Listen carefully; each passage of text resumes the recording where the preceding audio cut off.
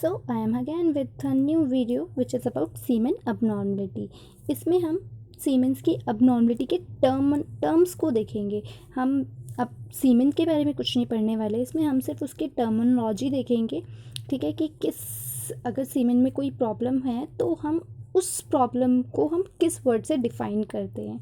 ठीक है, वैसे हम सीमेन टेस्ट क्यों करते हैं?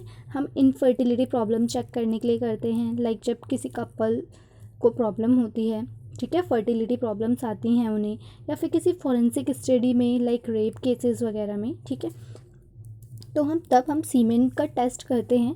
ठीक है, तो हम इसकी एक एक करके सारी टर्मिनोलॉजी को देखते हैं कि अगर किसी पर्सन को कोई एक पर्टिकुलर बीमारी हो रखी है सीमेन से रिलेटेड, तो उसे हम क्या बोलते हैं. ठीक है, ओके. तो फर्स्ट है हमारा एजोस्पर्मिया. इसमें क्या होता है कि हमारे जो स्पर्मेटोजोआ है ना, उसमें हमारा अब्सेंस होता है स्पर्म्स का. जो हमारा सीमेन सैंपल है उसमें स्पर्म्स नहीं प्रेजेंट होते.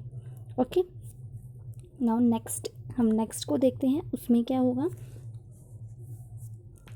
तो नेक्स्ट है हमारा नेक्रोजोस्पर्मिया. इसमें क्या होता है कि जो हमारे स्पर्म्स हैं ना वो डेड होते हैं. जब भी हम फ्रेश सैंपल हमारी लैब में आएगा उसमें स्पर्म्स लाइव नहीं मिलते हैं. हमें दिखते ज़रूर हैं, काउंट्स हम ज़रूर करते हैं उसे, लेकिन वो मरे हुए होते हैं, उनमें कोई एनर्जी नहीं होती, उधर फ्रक्टोज नहीं होता. ठीक है, नाउ नेक्स्ट इज़ पॉलीजोस्पर्मिया. इसमें क्या होता है कि हमारी जो अब नॉर्मली हाई स्पर्म काउंट्स, जो भी हमारे स्पर्म्स हैं वो नॉर्मल रेंज से जितना भी हमारा काउंट होना चाहिए स्पर्म का उससे ज़्यादा होते हैं, तो उसमें क्या बोलते हैं हम पॉलीजोस्पर्मिया, उस वर्ड को. Okay, now next ओलिगोजोस्पर्मिया. ओलिगोजोस्पर्मिया में क्या होता है कि हमारा वॉल्यूम कम होगा नॉर्मल से. ठीक है, जितना भी हमारा नॉर्मल वॉल्यूम होना चाहिए सीमेन इजैक्यूलेशन का उससे वो कम होता है. ठीक है, तो उसे हम बोलते हैं ओलिगोजोस्पर्मिया. Now next एस्थेनोजोस्पर्मिया. एस्थेनोजोस्पर्मिया में क्या होता है कि हमारी जो स्पर्म मूवमेंट है ना, हमारी जो मोटिलिटी है स्पर्म्स की, वो हमें दिखती नहीं है, बिल्कुल भी नहीं दिखती, या फिर दिखेगी तो हल्की फुल्की दिखेगी. ठीक है, तो स्पर्म्स हमारे मूव नहीं हो पाते हैं. Okay, now next is oligoasthenozoospermia. ठीक है, इसमें क्या होता है कि हमारे स्पर्म्स की मूवमेंट का रिडक्शन हो जाता है. ठीक है,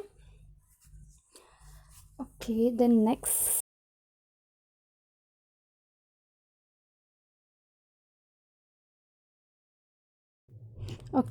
है हमारा हाइपोजोस्पर्मिया. इसमें क्या होता है कि हमारे जो सीमेन सैंपल है उसका वॉल्यूम कम होता है. ठीक है, हमारे जितना भी नॉर्मल वॉल्यूम होना चाहिए उसका, ठीक है, उससे वो कम होता है.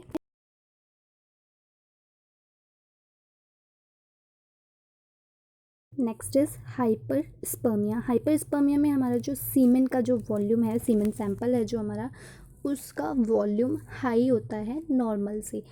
हाइपोस्पर्मिया हमने देखा उसमें हमारा कम होता है. हाइपरस्पर्मिया जिसमें ज़्यादा होता है. ठीक है, ओके, नाउ नेक्स्ट एस्पर्मिया. एस्पर्मिया में क्या होता है? Total absence of ejaculation.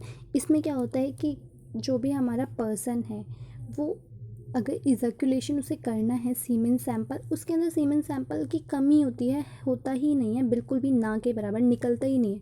ठीक है, तो उधर क्या बोलते हैं? Absence of ejaculation. Now next is teratozoospermia. इसमें क्या होता है कि अब नॉर्मली मॉर्फोलॉजी ऑफ सीमेन की जो मॉर्फोलॉजी है वो डिफरेंट होती है. लाइक क्या, कभी डबल हेड आ जाते हैं हमारे, डबल टेल आ जाती है, किसी में हेड होता ही नहीं, किसी में टेल नहीं होता.